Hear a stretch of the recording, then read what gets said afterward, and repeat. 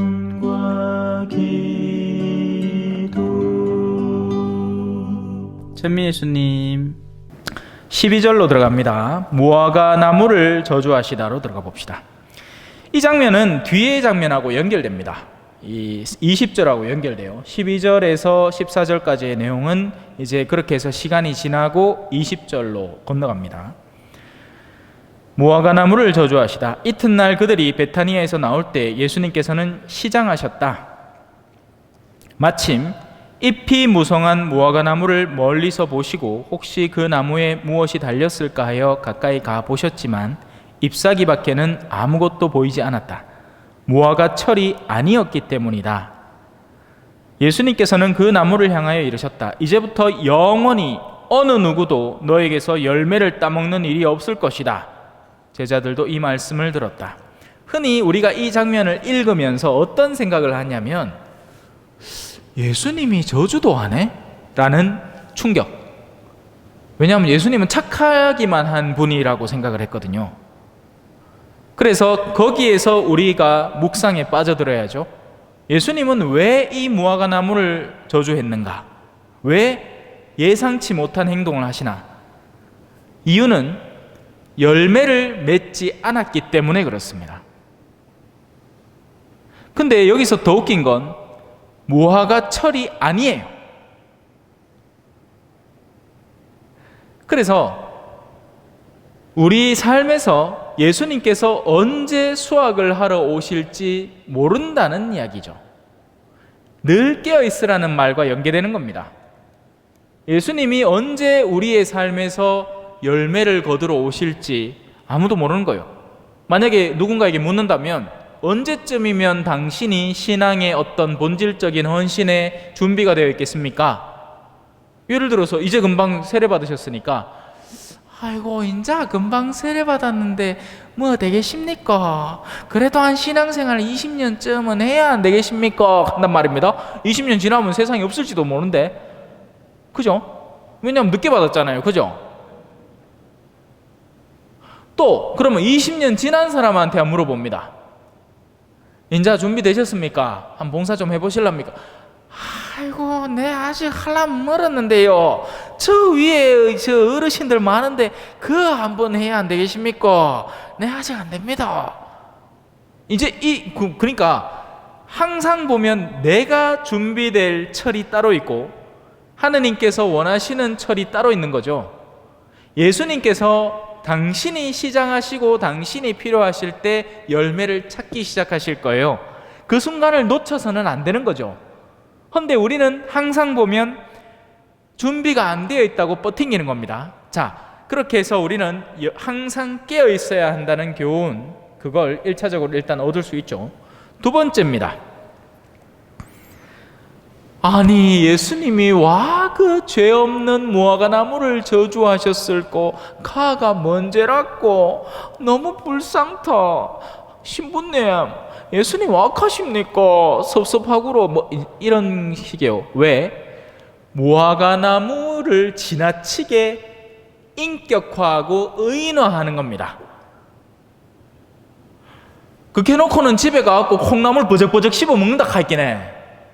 가는 안 불쌍나? 집에 가다가 밟을 화초는 안 불쌍나? 내 발에 밟히 갖고 아야 칼 화초는 안 불쌍나? 와 아예 그냥 내가 잡는 모기도 불쌍해하고 내 입에 있는 기생충도 불쌍해하고 이빨 닿을 때마다 그 사이에 터져 죽을 거 아닙니까? 무슨 말일까요? 성경을 지나치게 인간적으로 읽고 성경이 우리에게 전해주려는 내용을 파악하지 못하고 우리의 인간성을 거기다 덮씌워버리는 거죠. 그러면 예수님이 섭섭한 거예요. 우리는 콩나물 먹어도 콩나물한테 미안하지도 않으면서 정작 수해 때문에 죽어나가는 사람이 있는데 그 사람들한테는 냉가슴을 가지면서 성경 좀 읽다가 예수님이 무화과나무라는 도구를 썼다고 그 무화과나무를 통해서 제자들을 가르치려는 시도를 좀 하신다고 해서 예수님에게 섭섭함을 표현하는 거죠. 이해가 되십니까? 왜냐하면 이런 사람이 은근히 많단 말이에요. 특히나 이 구절과 연계해서 말이죠.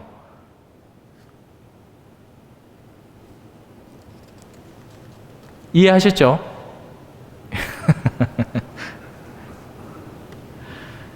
자, 시간차를 두고 예수님은 훗날에 이제 이것을 가지고 교훈거리로 삼으시는 겁니다. 성전 정화로 한번 들어가 봅시다. 그들은 예루살렘으로 갔다. 베타니에 있다가, 그죠? 예수님께서는 성전에 들어가시어 그곳에서 사고 팔고 하는 자들을 쫓아내기 시작하셨다.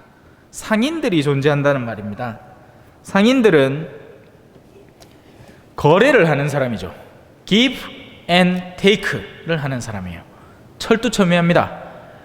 예를 들어 내가 상점에다가 10,000원을 들고 갔는데 10,000원어치 뭘 살라고 돈을 줬고 물건을 떡 받았는데 이거 늘 주던 물건에 10,000원어치가 아니라, 그러면 그 동네 난리 납니다. 당신 뭐 하는 사람이야? 돈 내놔라 하고 어디 사기치노? 경찰 부른다 개쌌고 막 생난리 날 깁니다. 세상은 철두철미한 give and take로 이루어지거든요. 성당 안에 머무르고 있는 이들 가운데 그런 사람들이 있단 말입니다. 내가 줬으니 이제 받아야지. 그래서 그 받음이 제대로 안 이루어지면 삐끼 분단 말입니다. 불이 낀다고 우리 사토르로 삐진단 말입니다. 내가 어떤 종류의 헌신을 했단 말이에요. 그러면 그만큼의 찬사가 들어와야 되는 겁니다. 헌데 찬사는커녕 그거 와 그랬노 하기 시작하면 이 사람 삐끼는 거예요. 그리고는 성당 안 나옵니다. 거래가 완료가 안 됐기 때문이죠. 뭐 비단 이런 거래만 있는 게 아니에요. 실제로 거래하는 사람도 있어요. 제가 도심지 본당에서는 지금도 그런지 모르겠지만 한참 아메이가 유행할 때가 있었습니다. 다단계. 그리고는 그걸 이제 레지오 단원들이나 이런 사람들과의 친분을 이용을 해서 잔뜩 팔아제끼는 거죠. 그런 실질적인 상행위도 존재를 하는 것이고, 또 예를 들어서 주일학교를 위해서 자모회에서 뭘 해서 기금을 마련하기 위해서 판다고 그걸 성당에서 하는 상행위라고 보시면 안 돼요. 그 성당에서 무조건 뭘 사고 판다고 해서 다 상행위가 되는 게 아닙니다. 자모회에서 그걸 해갖고 자기들 새 옷 사 입겠나? 아니면 식사를 30,000원짜리를 해갖고 스테이크를 썰어 먹으러 가겠나? 아니란 말이에요. 그거 해가 우리 아들 요번에 신학교 가는데 좀 보탬이라도 될까 싶어가, 아니면 간식거리 하는데 그걸 자금으로 써가지고 아들 간식 맛있는 거 만들어 주려고. 그러면 그건 자기들의 노력을 오히려 쏟아붓고 있는 거죠. 하지만 성당에서 장사를 하는 사람들도 실제로 있는 겁니다. 그리고 그들의 운명은 쫓겨나는 거예요. 하지만 실제적으로 안 쫓겨날 수도 있겠지만 예수님에게서는 이미 쫓겨난 이들이 되는 겁니다. 그런 시도를 통해서 말이죠. 성전 안에서, 성당 안에서 상행위를 하려는 그 시도를 통해서 그들은 이미 예수님의 마음에서 튕겨나는 겁니다. 몸은 거기 앉아 있을지라도. 왜냐하면 밀과 가라지는 같이 가야 되니까, 그죠? 몸은 거기 앉아 있겠지만 이미 당신에게서 배척되고 있는 이들인 거죠. 예수님은 속내를 보시는 분이에요. 겉이 중요하지 않아요. 아까도 제가 얘기했잖아요. 장사를 한다고 해서 다 똑같이 하는 게 아니란 말입니다. 실제 장사를 하려는 사람들이 있고 아닌 사람들이 있고. 예를 들어 성당에서 열심히 봉사하는 신용을 하고 있는 사람이고 실제 봉사하는 것 같은데 왜 그렇게 하고 있느냐? 신부님과의 인맥을 굉장히 두텁게 한 다음에 훗날 신부님이 예를 들어 어떤 신설본당에 파견이 된다. 그러면 나하고의 그런 이 유대관계를 통해서 사업권을 쉽게 따려는 목적. 또 특히나 이런 동네, 우리 동네 같은 경우에는 정치인들이 좀 있죠. 특별한 당이 그 행위들을 위해서 사람들에게 인사를 막 다니는 겁니다. 뜬금없이, 그죠? 평소엔 나오지도 않던 사람이 우리 뭐 행사하는데 불떼기 떠 앉아 있으면 이 사람 누구고 와왔노? 어디 누구누구입니다 하고 인사해가 표 한 장 얻으려고. 그런 사람들 예수님으로부터 배척당하게 됩니다. 근데 그런 걸 두려워하지도 않겠죠. 자기에게는 지금 사람의 시선이 중요하니까요. 뒤에 또 나와요.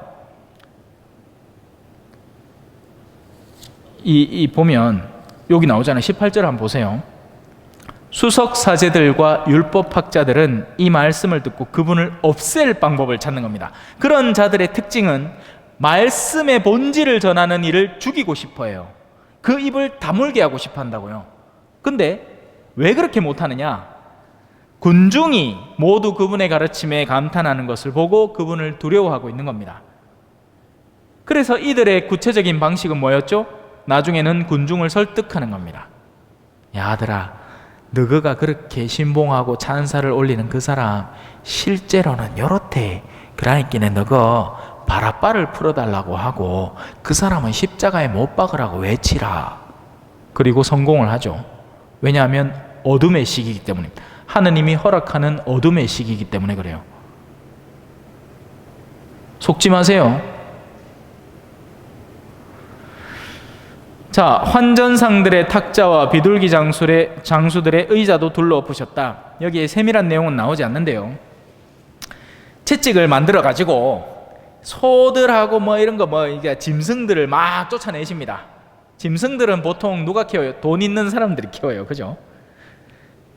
그리고 환전상들의 돈도 엎어봅니다. 돈 많거든. 예, 소리도 나고 극적 효과도 좋고. 예수님이 성전 갈 때마다 이렇게 하신 건 아니에요.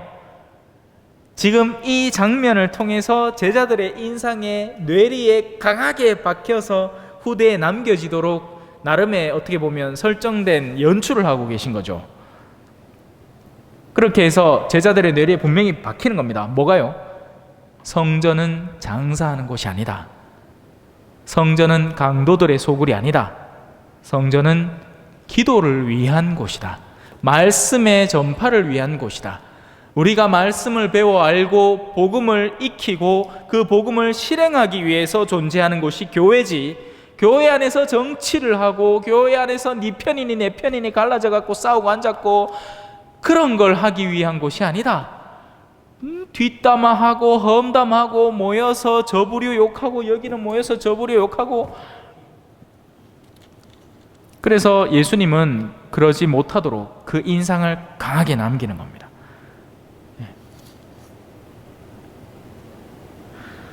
그래서 제가 아까 설명하려던 거 마무리하자면, 있는 사람들 거는 막 흩어봅니다. 뭐 그 섞이거나 말기나. 왜? 또 그런 것도 있잖아. 소는 암만 섞여도 자기 주인은 또 저거 소 알아봅니다. 또 옛날에는 그런 낙인도 찍잖아요. 왜? 그런 거 이 뻘거이 달가가 인도에다가 궁디에다가 옷에는 도장 탁탁 찍든지 뭐 아니면 칩을 심든지 뭐 별수가 다 있죠. 저거 소는 저거 다 알아봅니다. 그러니까 좀 퍼져도 괜찮아. 예. 또 환전상들은 얼마나 철두철미하게 돈 세하려는 사람입니까? 그래, 옆집하고 섞기도 막 금방 알아내는 게 이거 여기까지 내 돈이다 하고 금 딱 끊고. 왜? 국민학생 때 그죠? 옆 짝하고 책상 어디까지 내끼라고 지우개 넘어가면 지우개 잘라보고 막 안 갑니까? 몬땐 짝 만나면 답도 없다. 그죠? 근데 비둘기 장수들만큼은 존중해 주는 거예요. 당신의 부모님이 뭘 바쳤죠? 예수님 봉헌할 때 비둘기 바쳤어요. 가난했거든요. 비둘기 장수들은 자기들도 가난하고 그 장수들을 찾는 이들도 가난해. 그래서 예수님이 그 격동의 와중에서도 정신을 차리고 있다는 얘기입니다. 흔히 사람들의 교만은 어디까지 치닫느냐면, 자, 인간이라는 걸 합리적으로 바라보자. 그리고 인간의 심리를 분석해보자. 그리고 나서는 이 사람이 교만에 사로잡힌 나머지 성경을 들고 예수님의 심리 분석이 들어가는 겁니다. 그러면 이 순간에 예수님은 또라이가 되는 거예요. 아니에요. 예수님은 가장 완전한 인간이셨고 어떤 순간에도 당신이 하는 일의 뚜렷한 목적성을 알고 계셨습니다. 바보가 아니에요. 바보처럼 뭐 보여질 수는 있겠지만, 이때는 광인처럼 보여질 수는 있겠지만 아니라고요. 알파요 오메가이신 말씀이 당신이 하는 모든 행동에 계획성이 없다는 건 말이 안 됩니다. 우리가 그렇지. 우리는 때로는 과격하게 뭔가에 휩싸이고 나면 지나친 행동을 해버리잖아요. 그죠? 그러고 난 뒤에 뭘 하죠? 후회하죠. 그 비슷한 노래 있을 낀데 생각이 안 난다. 뒤돌아 후회하네 뭐 이런 거 있잖아요. 그죠? 우리는 그 순간에 정신을 잃어버리는 거예요. 지나치게 흥분해서. 그래서 성경은 우리한테 얘기합니다. 격분하지 말라고. 분노라는 감정은요, 정상적인 거예요. 분노는 언제 일어났냐? 의롭지 않은 장면을 볼 때 우리 안에서 일어나는 자연스러운 감정이 분노입니다. 그래서 분노가 무조건 나쁜 게 아니에요. 예를 들어가 길 가다가 얼라가 어른한테 뺨따구를 얻어맞고 있어요. 5살짜리가. 그 장면을 보고 이유가 있겠지 하고 지내오면 됩니까? 안 됩니까? 안 되죠. 아이고, 와 이러십니까? 와 이 아를 때리세요 하고 물어볼 줄은 알아야지. 그게 우리 속에서 일어나는 정당한 분노예요. 그래서 하느님도 분노하시는 분입니다. 하느님의 분노는 구약에 자주 언급됩니다. 이스라엘 백성이 우상 숭배를 할 때 하느님은 진노하세요. 진짜배기 분노를 쏟아내는 거죠. 근데 우리는 격분하는 거예요. 분노하는 순간 이성의 끈을 놓아버리는 거죠. 그리고는 훗날에 반드시 후회할 일을 같이 저지르기 시작하는 겁니다. 그래서 우리의 분노는 악의 지름길이 되는 겁니다. 될 수 있으면 그 순간은 좀 어떻게 가라앉히는 게 가능하면 더 나아요. 예.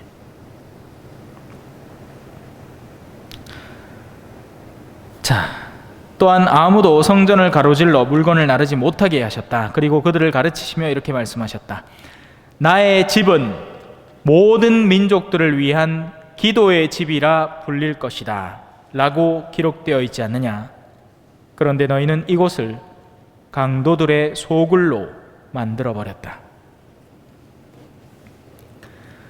강도의 소굴에는 어떤 일이 벌어질까요? 다음 타겟은 누구를 만들까? 누구를 공략 삼아서 또 어떤 집이 제일 부와 그게 많고 그 집을 노릴까? 이런 것들을 고민하고 짜겠죠. 그리고 공격의 적절한 시기는 언제일까? 예? 그러니까 그런 계략과 모략이 횡행하는 곳입니다. 우린 그래서는 안 돼요. 우리는 밝고 맑게 철부지 어린아이처럼 살아야죠. 강도들의 소굴로 만들지 맙시다. 성당을. 그런 사람들이 있단 말이에요. 우리 성당은 어떨지 몰라. 여러분의 상상에 맡기겠습니다. 여러분이 이미 아시는 영역이 있을 거고, 제가 아는 영역이 있을 거고. 그래요. 자, 수석 사제들과 율법 학자들은 이 말씀을 듣고 그분을 없앨 방법을 찾는 겁니다. 그게 그들이 하는 일인 거죠.